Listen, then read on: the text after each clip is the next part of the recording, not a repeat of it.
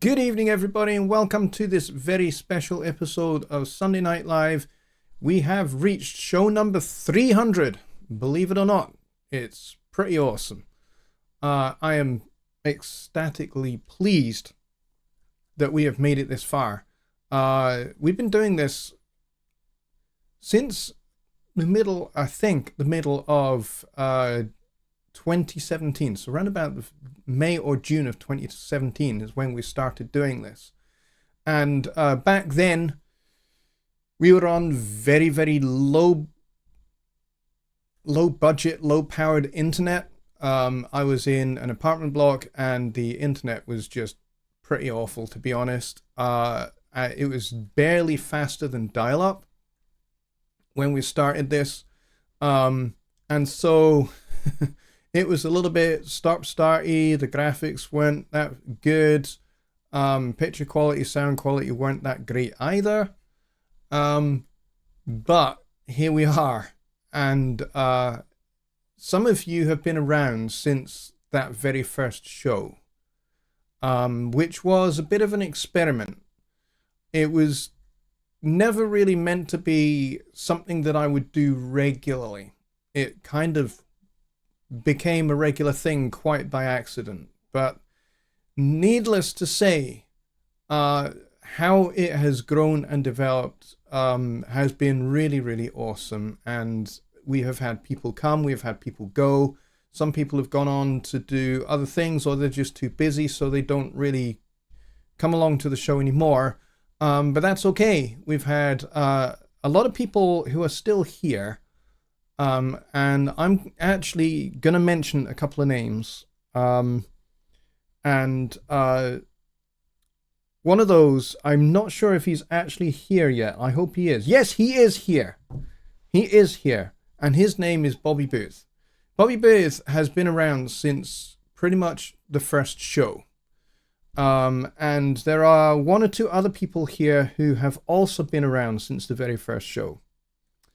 And I just want to thank you very, very much. Just Bob is one of those who's been around since that very first show.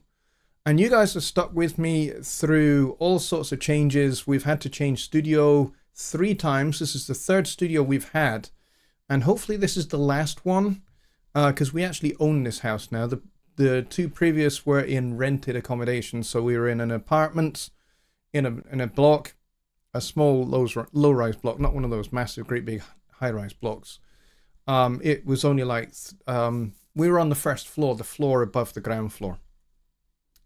And then the 2nd studio, we were in the upper villa of a 2-floor building, basically. So there was a family that were in the bottom, the downstairs part, and then we had the upstairs part. And that was a much bigger room than we had in the apartment block. The apartment block, we had a really tiny little room, which was about 7 foot wide by about 6.5 feet long. Maybe a little bit longer than that, maybe about 7 feet long and 6.5 feet wide.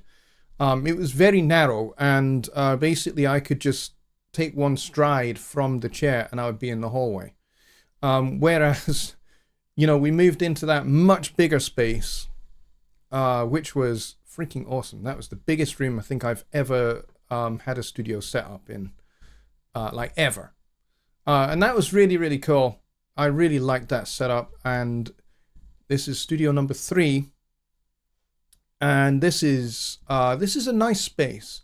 It's kind of in between the first one in the apartment block and the second one, which was in the villa. The 2nd studio was 12 by 10, so it was good size. This is 11.5 by 8.5. So it's a little bit smaller, but it's still a really good size, and it's very nice and comfortable in here. And I think I've got a great setup here now. I've got the fastest internet I think we have ever had, and I've got better lighting than I've ever had, and a better microphone as well. I've got the Rode NT1A, which we've had now for a few years, yeah. So I'm doing everything with OBS now. Before, when we first started with Google Hangouts on Air, which is not even a thing anymore. Google they still have Hangouts, but they don't do the Hangouts on Air anymore. So you can't actually use Google Hangouts as kind of an encoder for live streaming anymore. That's something that they dropped, I think, about 4 or 5 years ago. So, and then we managed to get a place where I could get fiber to the cabinet, and then it's copper from the cabinet to the property. But actually the cabinet was not far away. It was only like the other side of the rear garden. So it was actually quite close by. So we got much faster internet then. I think we had like 70 megs per second down and I think 20 up. Whereas here we have about 300 down and about 150 up. So it's actually pretty darn good. I mean, we could have gone for, we could have had a 1,000 if we wanted. It was a little bit too expensive, and I thought, really, for what I'm doing, I don't need 1,000. Because I don't have the equipment to be able to stream in 4K, which was kind of what I could have done if we'd gone for the 1,000 megs a second. But I think this suits us perfectly, and this is pretty much how it's going to be for the foreseeable, until I could do something like get multiple cameras or something like that, and maybe a little camera switcher as well. That's kind of future, and really only if I can justify it. You know, maybe if I'm making other videos and other content as well, then yes, maybe I could justify having like a camera over here looking down at the keyboard from behind or something. Then yes, multiple cameras might be a thing that we can do with a little switcher, maybe, using Stream Deck or something like that. But that's kind of future, and whether I can really justify it financially. At the moment, I probably couldn't, because, you know, this channel is not monetized. It doesn't make any money. That's by design. That's how I want it to be. I want basically all the content that I put up on this channel to be 100% free for you guys. Basically, I give my time and my talent to serve this community. And that's what this channel is all about. And I do it because I love it, and I love you guys, and I think you are awesome. And what unites us together is music, is mixing, is recording, is songwriting, composing, and Presonus products. That's what unites us together. And I have the real joy and pleasure of actually working for Presonus now. Have been doing that for nearly 4 years, and I love the company. I love my job. I love what I do. It's fantastic. And I have met so many incredible people, and all of you guys that are watching now, all 22 of you or so, I have met a good number of you actually on a Zoom call, either on one of the Studio One meetups or through Mike's after show party, or Billy's Zooms that he does as well. So I've met a good number of you, and you guys have become my friends, and that's amazing to me that working for a company like Presonus and the products that we make has kind of enabled that to happen. It's amazing to me.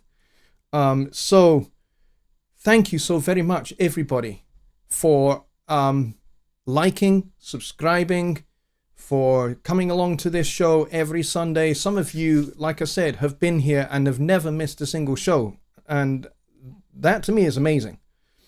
Just Bob says, maybe invest in a lapel mic for when playing keys, or a tabletop mic. Yeah, I could maybe invest in more mics. However, the thing is the loopback is a little bit limited.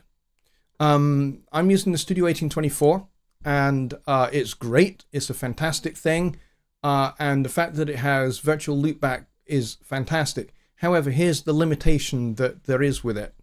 The loopback basically loops the main output back into inputs 1 and 2. virtually is what it does.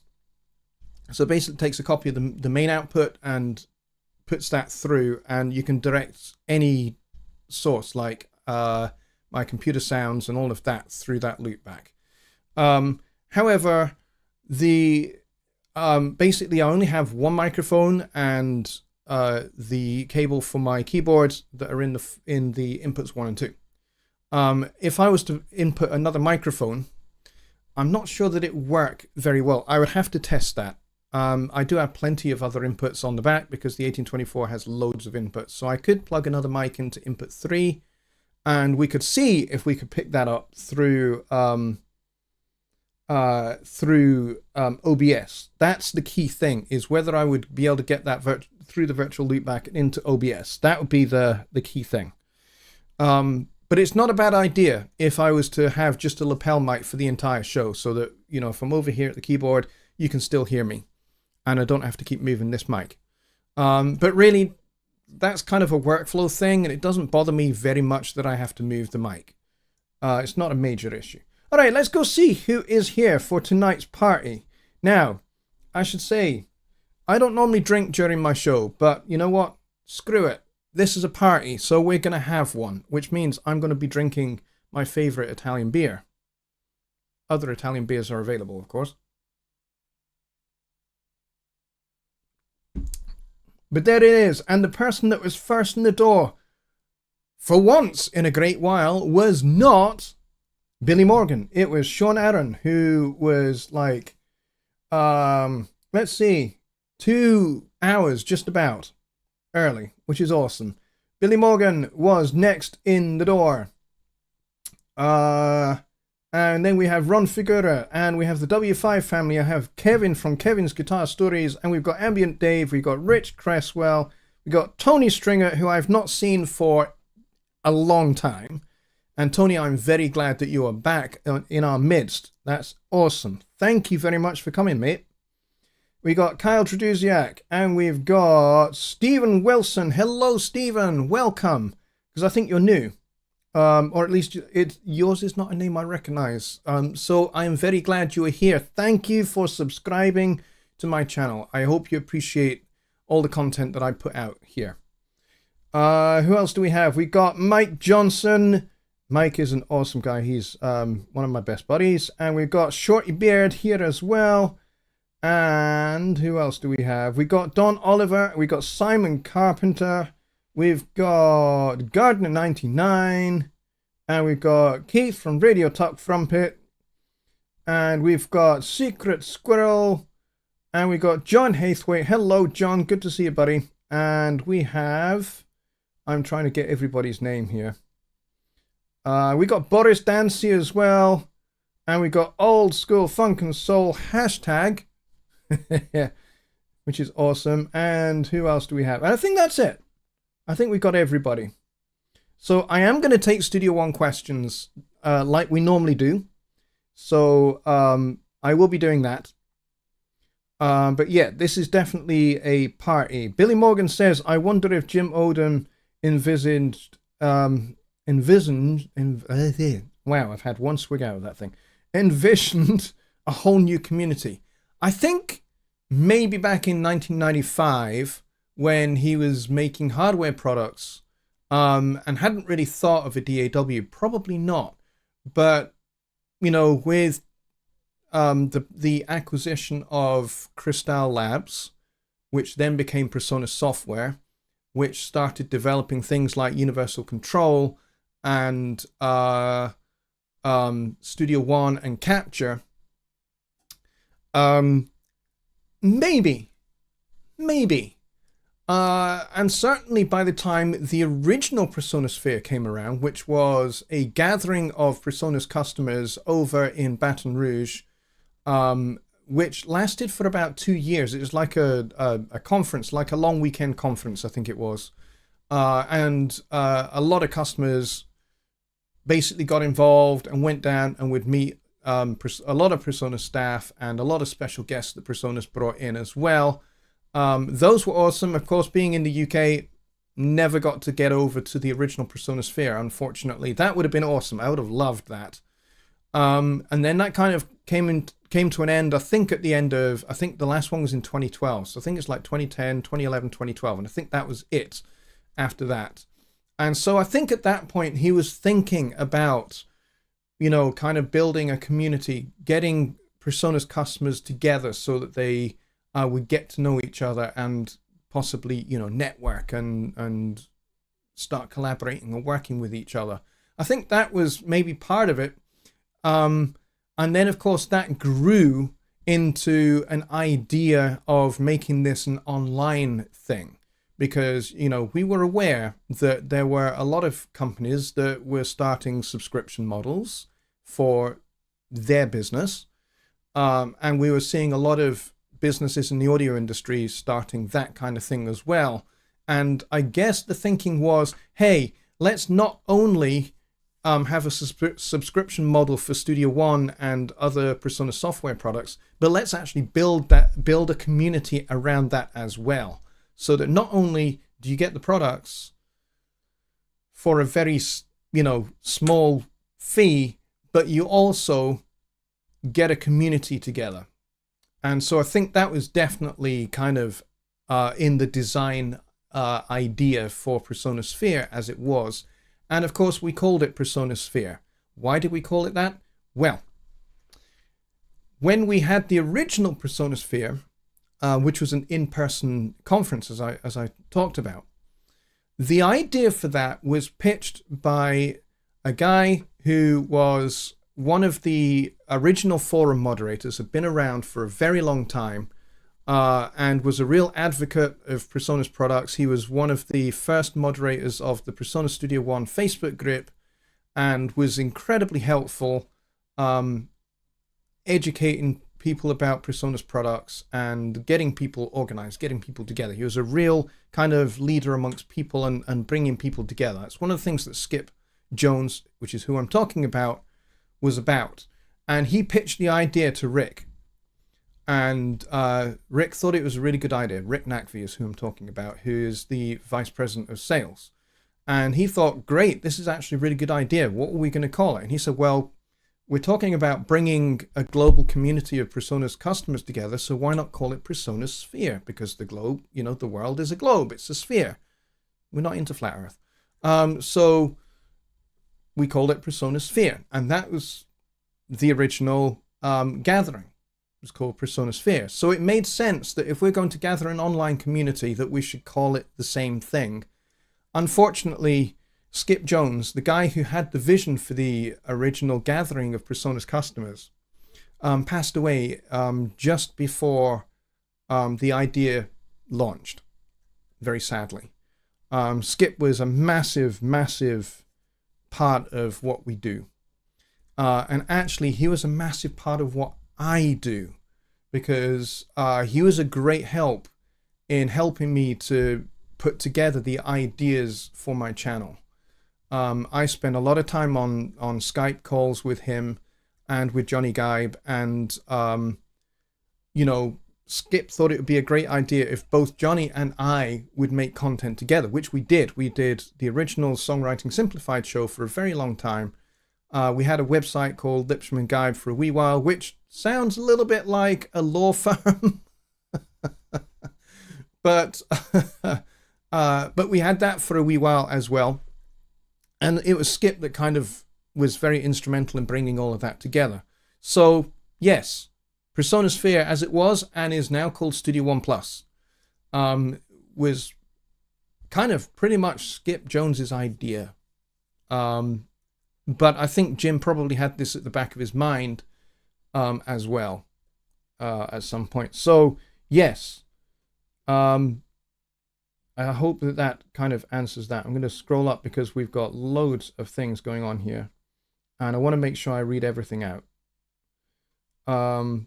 Let's go back down because I want to make sure I don't miss anything. Dave says, hey, bud, many congratulations. Thank you very much, Dave. I appreciate it. I appreciate you being here. Just Bob says it's been a pleasure. It most certainly has. And it's been great having you guys around, especially in those early days when you know, it was hit or miss as to how good things would sound, especially if I was demonstrating something. That was the worst part of the early days of this show, was demonstrating something, not knowing whether the bandwidth was going to collapse what I was doing into mono, which it did sometimes. And of course, the audio was sometimes out of sync with the picture.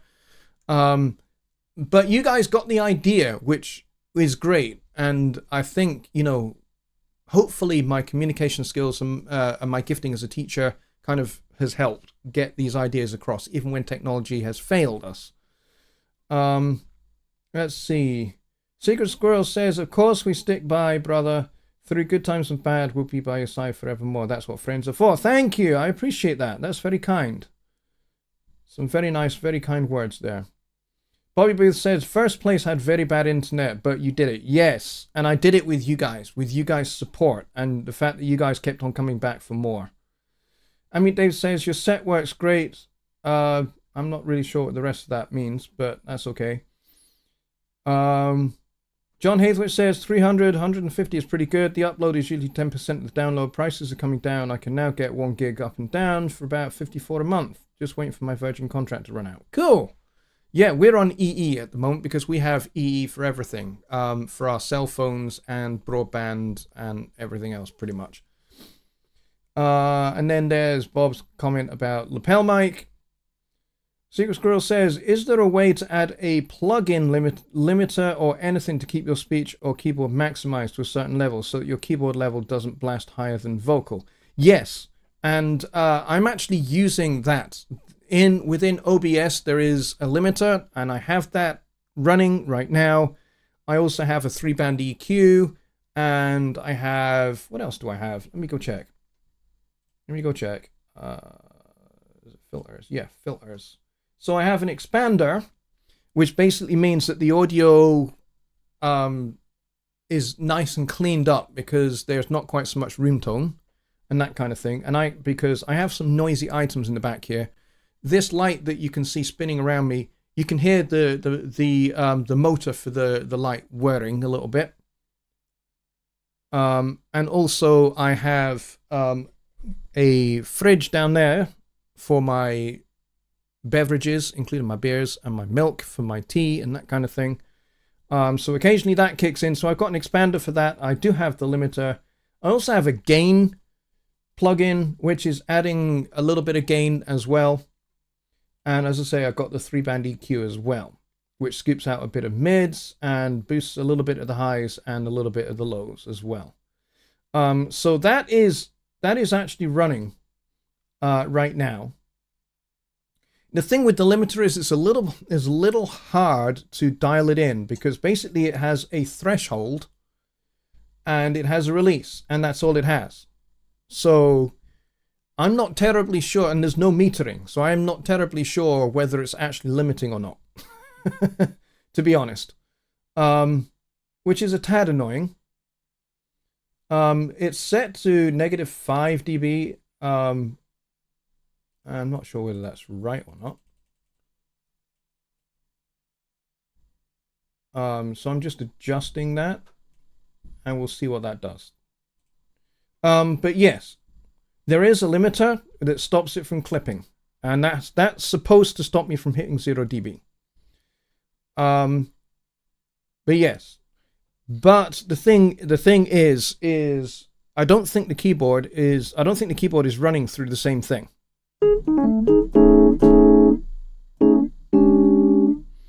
I don't think the keyboard is running through that limiter. Let me just double check that. Filters. Let's go back to the limiter. Yeah, I'm not 100% sure about whether the keyboard's running through the limiter or not.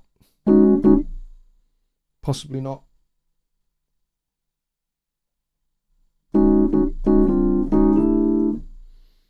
But yeah. Let's see what else we got.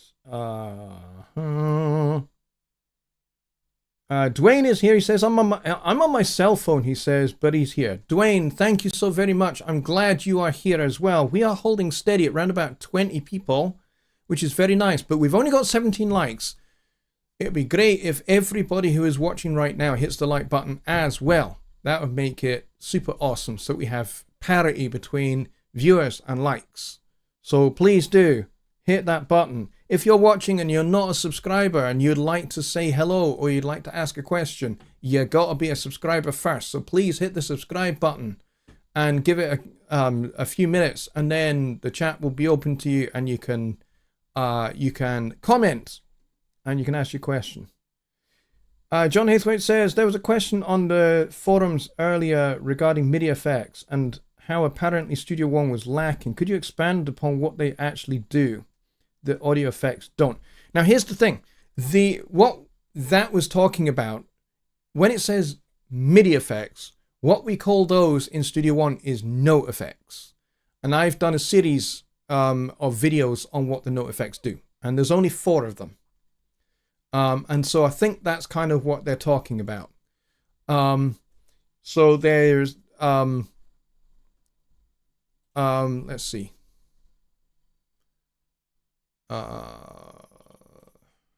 So there's an arpeggiator, there's a chorder, there's an input filter, and there is a repeater. And that's it. That's all there is for the note effects. And, you know, there are in some other DAWs that are a bit more MIDI heavy in terms of their feature set, they have a lot more of those kind of things. Whereas Studio One doesn't, because Studio One historically has had its focus on audio. And to be kind of a mixing, recording, audio type DAW. A little bit in that respect, a little bit like Pro Tools without it being like Pro Tools at all. It's much more like Cubase in a lot of respects. A lot of the feature set for Studio One is quite similar to Cubase, which is hardly a surprise when you consider the fact that Matthias Yuan and Wolfgang Kundras, who are the founders of what is now Persona Software, were originally Cubase and Nuendo developers. And Matthias actually authored the VST2 spec for VST2, which pretty much everybody uses. And so, you know, he's a pretty smart dude. And Studio One is basically his baby. Wolfgang is now overseeing development of East-West. So if you're into East-West orchestral libraries, that's Wolfgang, and that's what he's doing. So the stuff he's doing with East-West is actually really, really cool. There's some really, really great sounds and samples and stuff there, if you're into orchestral stuff. So that's what he's now doing. But Matthias is pretty much the CTO, the Chief Technology Officer of Persona Software. So his job is to basically oversee the architecture of Studio One. And he's talked about that in various interviews about, you know, kind of what his role is, which is basically oversight of the development of Studio One, you know, kind of to make sure that everything fits together nicely before it gets released and that kind of thing. So that's what he does. And as I said, he was one of the, he was on the development team for Cubase and also for Nuendo, and developed the VST2 spec as well, which pretty much every plugin manufacturer on the planet uses and every DAW uses, pretty much. And that's his handiwork. He was part of the team that wrote that. And he's the chief architect of Studio One, basically. So it's hardly surprising, therefore, that there's a lot about Studio One. Whoa, yes. There's a lot about Studio One that has at least some kind of resemblance to Cubase, and vice versa, because actually the guys at Steinberg pay attention to what we do over at Presonus. So they're looking at what we're doing, and they're kind of going, hey, we like that. Maybe we should implement something similar in Cubase. And they do. So yeah, it's hardly surprising. I mean, there are folks out there who are hardcore Cubase evangelists who pop up on my videos. They watch my Studio One overview videos, and they'll say, hey, here goes Personas kind of aping Steinberg again. And it's just like, well, yes and no. You know, Cubase is a great DAW. I used it for many years. I used it for over 20 years, and jumped ship to Studio One 10 years ago. And I've never looked back. I don't need Cubase. I've got Studio One. Studio One does everything that Cubase did and better. So that's why I use it. So yeah, John, please go check out my my series on the note effects. Let's see. Boris Dancy says, I have never been happier with a DAW. 3 years and 5 records in, and I'm never leaving. Good for you, Boris. Thank you. That's very cool to hear as well. And he follows that up by saying the Studio One community is second to none. It is. John Lake is here. He says, "Did I miss a party?" No, you're halfway through it. But I'm pretty sure that my good friend Mike Johnson will be launching a Zoom after show party as well, where we will continue the party, and I may have a couple more beers. Speaking of which,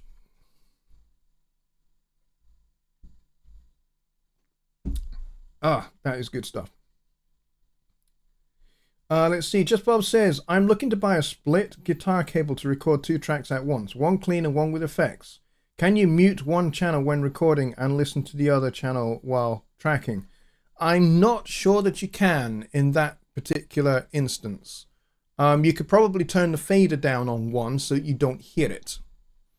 That's probably the best way I can describe it. I don't think you can mute and record at the same time. So basically I would advise you turn down the channel that you don't want to listen to. So just turn the fader down. It will still capture. Because the fader just controls the volume. It's not going to control the input. So yeah, just turn the volume down, and you should be good. Let's see.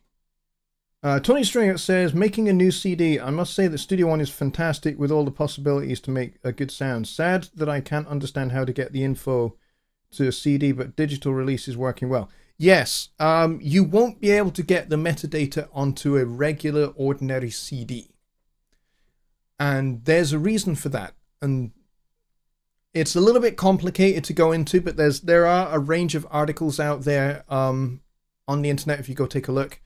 There's some very good ones. There's some maybe not quite so good ones. But essentially, if I was to sum up what these articles talk about, the main problem is not every CD player actually supports the metadata. So whilst the metadata might be there, it won't necessarily display it on its display. It might just say track 1 rather than the track title and the artist name and all of that.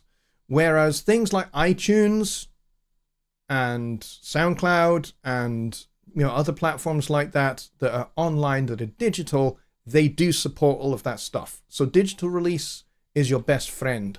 Whereas making a CD, what you have to do is you have to actually author the CD. You can't just burn your songs to a disc and expect it to be like a CD that you purchase from a record store. It's never going to be like that, because the CDs that you use to burn, they tend to be CDRs or CD rewritables. Thing with that is they don't support that metadata. So it just doesn't work. And if you then put that CD into a CD player in a car, it may not display the data. If you put it into a boombox, it may not display the data. You can't guarantee it because not every playback device is going to support it. And CDs are actually, for what it's worth, CDs are actually falling by the wayside nowadays. It's not really the hot technology that it used to be, back in the middle 80s and into the 90s, because of the growth of the digital format and online stores and that kind of thing. So uploading to places like Bandcamp is a good place to go, or to SoundCloud. One of the benefits of Bandcamp is you can put all of that data up there. You can put the track titles, you can put the album art, you can put lyrics, you can put credits, you can put all of that on the Bandcamp page, and you can set your purchasing price. So you can say, hey, it's going to be, $1 per song, or $8 or $10 per album, and then they can download that.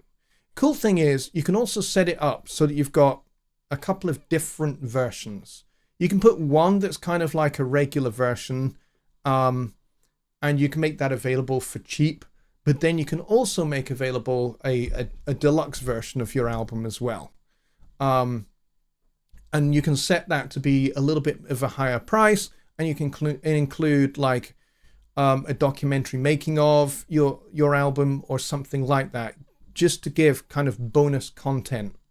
And if you charge a higher price for that, with all that bonus content as well, it adds value to the thing. So that nowadays people don't just want a CD, and they don't just want a booklet that's got the song lyrics and who's on the record in it anymore.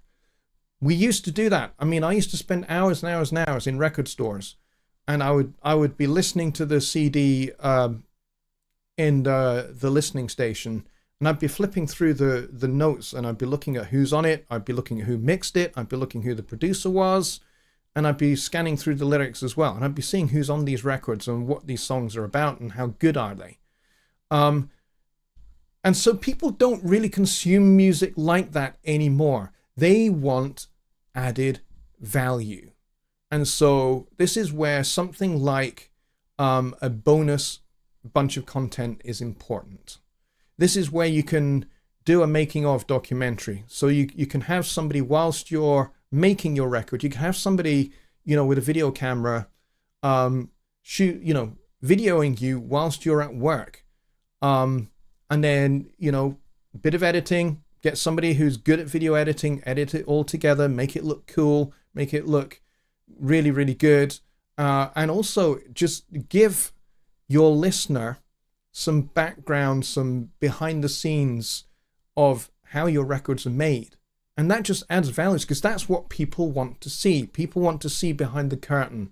They're not just interested just in a booklet anymore. They want to see behind the curtain. And so you can include little videos of, hey, this is how I mixed this song, or this is how we put together the arrangement for this song. So you can go into a little bit of detail about, hey, this is the horn section parts for this particular song, and this is how we use the horn section to bounce off the vocal and stuff like that. And that's what is going to help sell your product.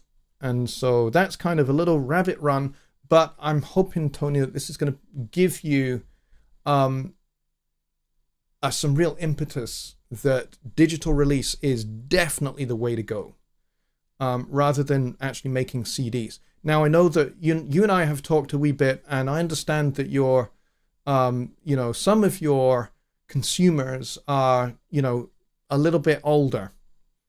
But still, I think they will find that really valuable. I know that they're of the older generation, and they kind of like to still have something to hold, something to touch, something to open. And this is probably why vinyl is coming back, because now, with improved vinyl technology, people are starting to re-release their records made, 15, 20 years ago onto vinyl, so that people do have something to hold, something to put on the turntable with liner notes and everything else, like it was back in the 80s.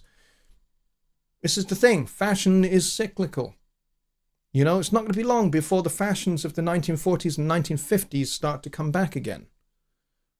It's not going to be long, with a contemporary twist. But this is how fashions work, and this is how people work. So I hope that helps you with that, Tony. Let's see. What else do we have? Dave says, really learned a lot from your shows. Really enjoy the Zoom calls too when I can attend. Yeah, we do too. Rich Cresswell says, OBS has a lot of scripts for free and VSTs can be loaded. Yes, I have certainly heard that that's the case. I haven't I haven't looked at getting VSTs into OBS. I did a while back. I did try to get some, because I had some Waves VST2 plugins, and for a while OBS only supported VST2.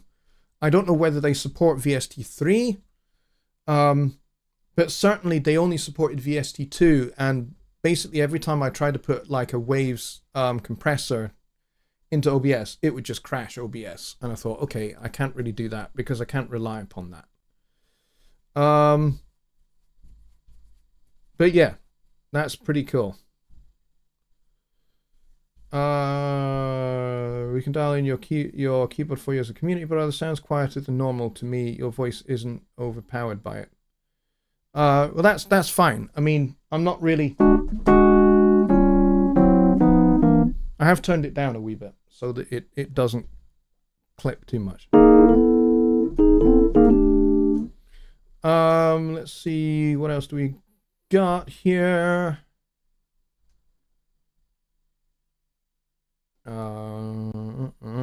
Tony says, I had Mixcraft Pro before, and now 4 years later, I know that Studio One has better sound out of every mix.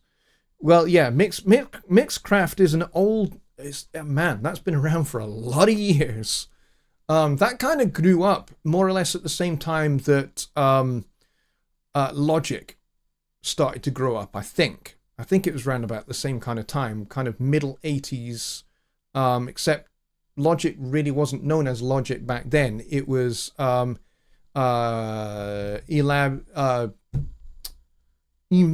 was the company that made it, and they had two programs. They had Notator and Creator. Notator was great for notation. It was really, really good. And that kind of formed the backbone for the development of things like Finale and that kind of thing. But they had Creator, which was much more kind of a DAW.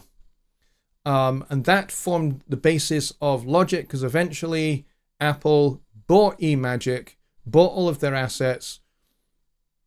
I have no idea what happened to Notator, but Creator became Logic and it became Apple only, and it was no longer available on PC, which was a pain in the butt. But yeah, that's just the way it was. So the early versions of Logic were cross-platform. They were both Mac and PC. And I think pretty much Mixcraft kind of grew up at the same kind of time. So Mixcraft, as far as I'm aware, is available on iPad and Android Galaxy, I think, as well as on PC.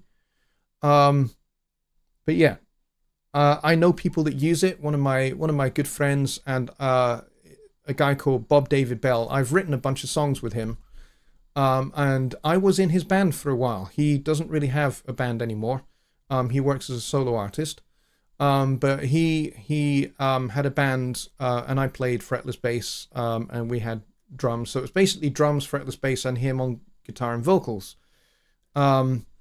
And he uses Mixcraft, but he also has PreSonus products. He has PreSonus speakers, which are cool because I recommended he get those, and he did.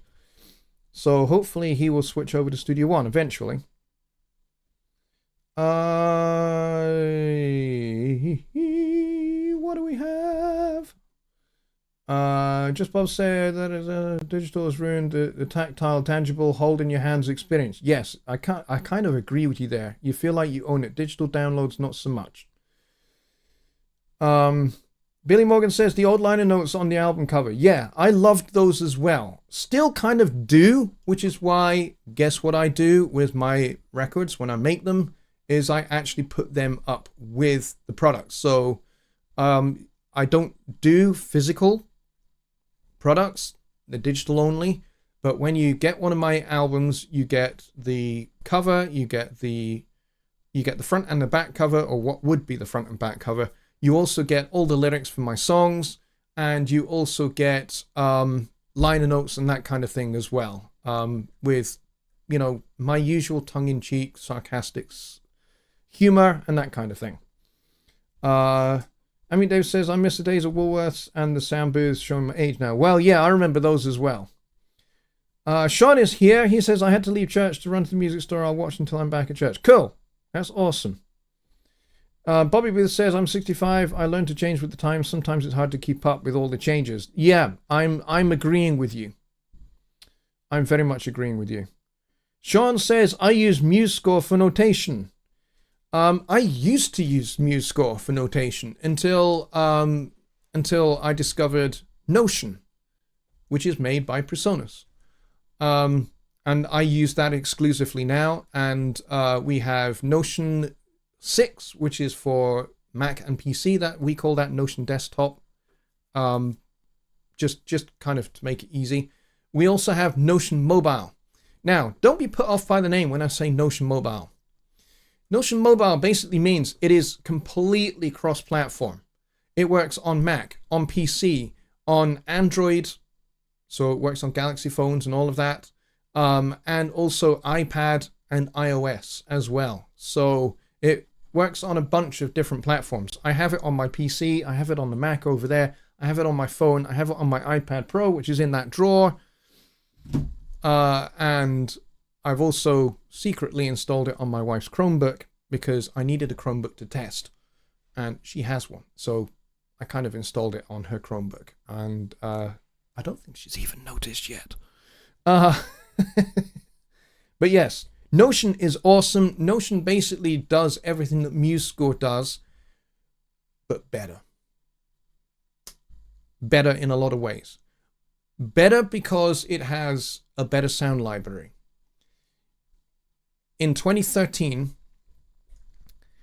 we managed to hire the London Symphony Orchestra, you know, the orchestra that played on all the Star Wars films, all the Indiana Jones films, and E.T., and a bunch of other John Williams and Spielberg films. And we also managed to hire Abbey Road Studios, which is where all of those film scores were recorded, in the same studio space that those scores were recorded in. And we sampled them.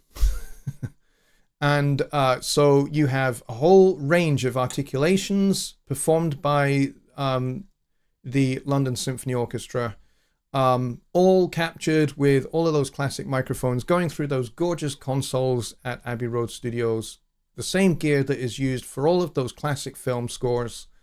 And basically, your music, when you start adding things in, like all the articulations and phrase markings and dynamics and all of that stuff into your score in Notion, it pretty much sounds exactly like one of those Star Wars films. I mean, your composition is going to vary, obviously, but certainly you will have the same sound palette available to you. Plus, the rhythm section sounds are performed by some of the best Nashville session musicians, who are amongst the best session musicians in the world. So you have Victor Wooten doing all the bass parts, and you have Roy Wooten doing all the drum parts and all the guitar parts, because Roy Wooten is a multi-instrumentalist and he plays phenomenal guitar as well as phenomenal drums. And so those are all recorded in Nashville, and the London Symphony Orchestra all recorded at Abbey Road. So that's the sound library for Notion. And for Notion Mobile. So Notion Mobile, we didn't, you know, there's no scrimping. It's the same sound library. A smaller range of articulations, obviously, because, you know, you've got to be able to fit the LSO into one of these. So, you know, it's slightly trimmed down in terms of articulations, but not the sound quality. But yeah, MuseScore is pretty good. Dwayne says, do you use PDF format to publish your pictures, note liners, and track names? Yes, I do. I also have a guy called George Gibson, who is a very good friend of mine, and his website is georgegibson.eu. You should check him out. He's a fantastic graphic artist, and he's a videographer. He's a filmmaker. So you should check out what he does. But he did all of my liner notes and everything else for my EP, which is the last record I made, which is called Belonging to Tomorrow. And you can still get it. Actually, can you still get it? That's a good question. I think it might be I think it might be no longer available, because it was available on Nimbit, which is no more. So I need to rectify that and actually put my EP up onto Bandcamp. I haven't done that yet, but I will be. I will be re-releasing my 2016 EP, Belonging to Tomorrow, up onto Bandcamp, because at the moment I don't think you can get it there. But I will be doing that. There's a couple of my older albums on there. My 2007 album, Time to Turn, is no longer available because the masters are gone, unfortunately. And that's because the studio where I made all of those, because the reason why my studio is called Jonny Lipsham Studios is because there were two. There was a studio in London and a studio up here in Scotland, and the London studio is no more, and unfortunately in kind of all of that I'm not going to get into details of, the masters are no longer available. So I can't even go and resurrect that album anymore. It's gone, unfortunately.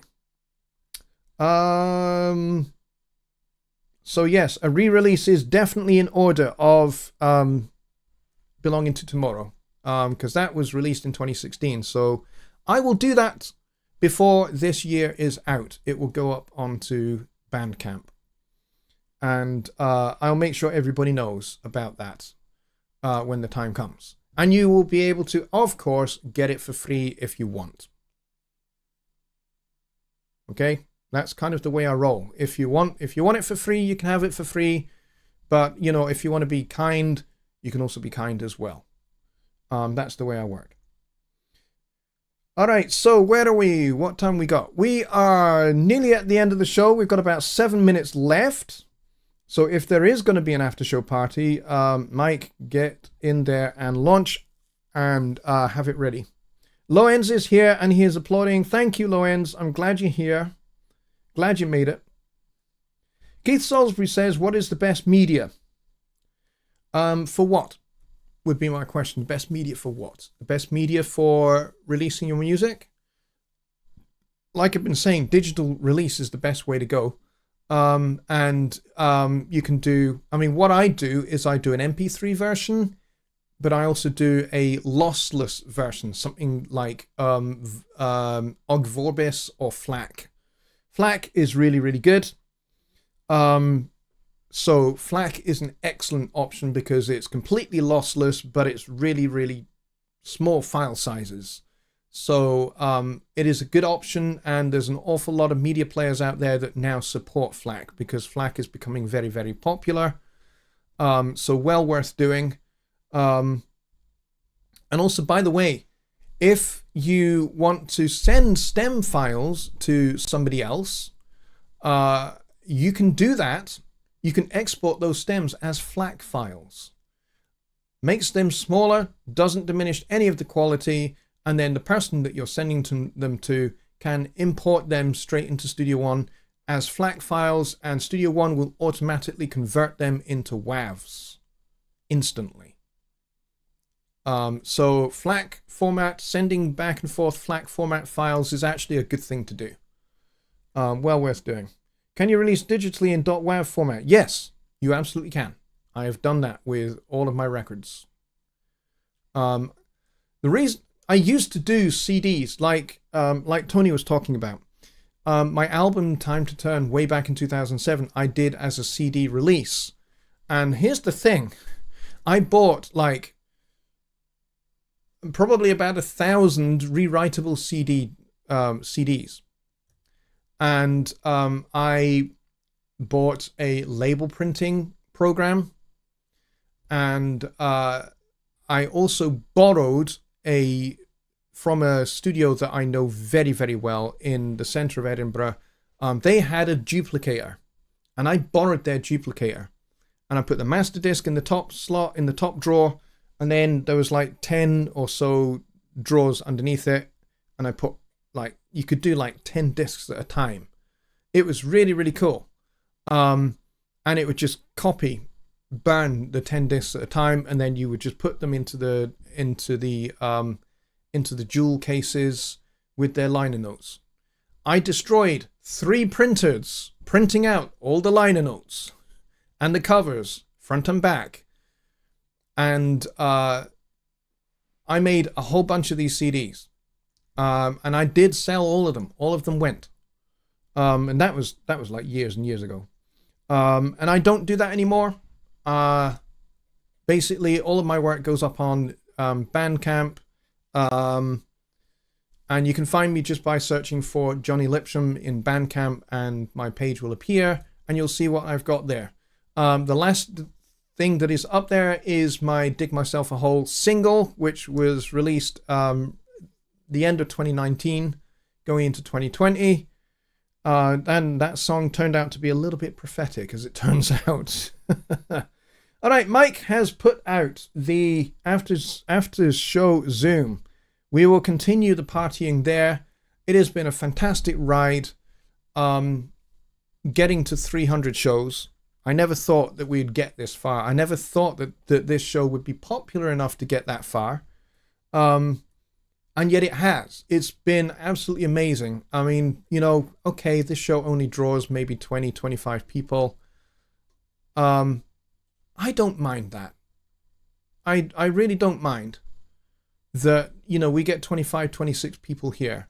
And we've got like 25 people watching right now. We've got 25 likes. Thank you, everybody. I really appreciate that. Means a lot to me.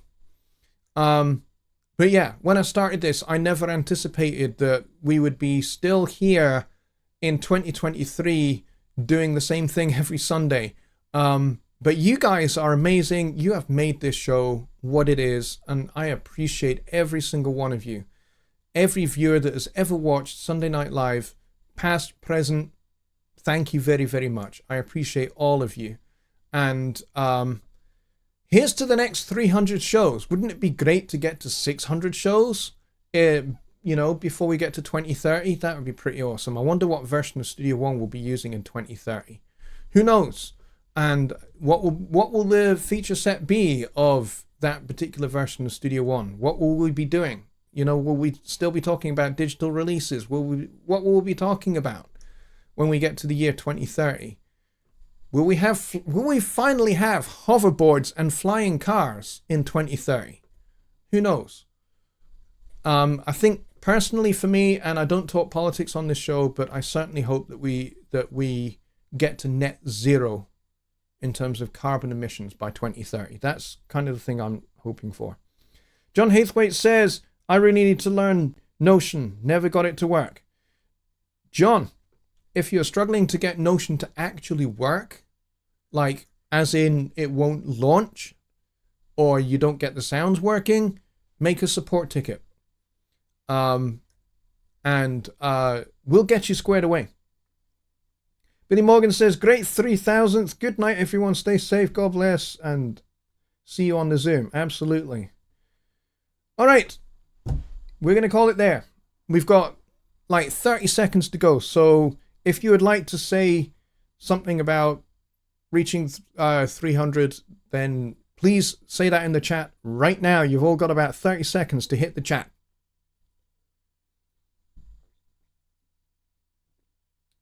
And I will try and read out as many as I can. Kyle says, Studio One brain chip implant. Now that would be something, wouldn't it? Where, you know, you could basically lie in your bed and be thinking up music, and that just goes straight into Studio One. That would be something else. Ambient Dave is away. He says, good night from me. Busy day tomorrow. Yeah, busy day tomorrow for me as well. By the way, if you see the wee heart button that's in the chat, please give that a hit. When you hit it, there's like a range of things that pop up. So take your pick from the emojis that pop up there. You've got like a smiley face, celebration, and 100 and all of that. So please feel free to just give that a punt as well. Like, you know, maybe hit the celebrations like this. That would be pretty cool. That would be a good way to end the show. So please do spam that celebration button. Carl says $2.99 plus 1. I like it. Just go crazy, folks. Hit that button as many times as you can. That would be cool. That would be a good way to finish the show. All right, folks. Thank you so much. And here's to the next 300 shows. I will see you over in the after show party where I'm going to drink some more beer, and we'll celebrate some more. Thank you, everybody. I wish you all a very good night, and I'll see you on Wednesday for Songwriting Simplified, back here, 6 p.m. as usual. Good night, folks.